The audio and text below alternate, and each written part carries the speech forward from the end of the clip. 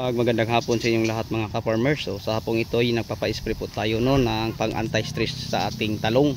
Dahil po tinatanggalan po natin to ng mga matatanda o malalapad na mga dahon mga ka-farmers, kasi inaatake po ito ng fall armyworm at saka harabas. So parang madali lang ma-minimize natin ang pag-atake mga ka-farmer. Yan po ang ating simpleng paraan. Tinatanggal po natin yung mga malalapad na dahon yung nakikita natin. So nakapag-spray na po tayo isang beses ng Exalt. So nasa mga 90% ng mga ka-farmers. So para maiwasan na atakin uli, nagbawas tayo ng mga malalapad at malalaking dahon sa ilalim po ng ating talong.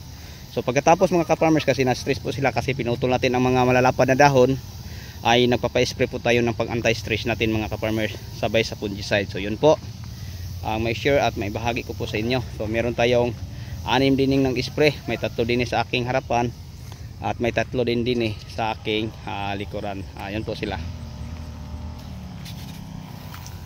Okay, so sana po mga ka-farmers ay nakakatulong po sa inyo yung video na to kung paano natin i-minimize ang pag-atake po ng fall armyworm at saka harabas sa ating talong. So yung ano naman mga ka-farmers, yung pag-atake naman po ng fruit borer sa talbos at saka sa bunga, kung alam na natin mga ka-farmers ang pamamaraan, ay madali lang po natin i-manage, no? Pag hindi natin alam, yan tuluyan hindi tayo makakaani ng maganda at tuluyang malulugi na lang po tayo. So yun lang po. So may 3 din ulitin ko, at din naman banda ganun din. So yun po mga ka-viewers, mga ka-farmers, ang may share ko. So yung pag-spray nila, pinapatimaan po ang ilalim ng dahon at saka sa itaas, para hindi ramdam sa tanim natin, kasi nasasaktan din sila mga ka-farmers. Kasi yung mga dahon na ating tinatanggal, sobrang lapad po mga ka-farmers. Tingnan nyo, ganyan kalapad ang mga dahon, kasi sobrang kapal po ang ating 36 days old na talong. Ayan, pinapatanggal po natin mga ka-farmers.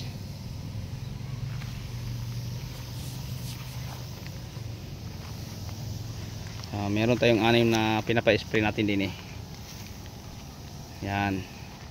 So ganyan lang ang pag-spray, ilalim at saka itaas.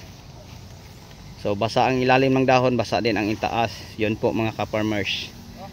So pag halimbawa mag-spray po tayo ng mga fruit borer o white fly, ganun din, basa ang itaas at ilalim ng dahon ng ating talong.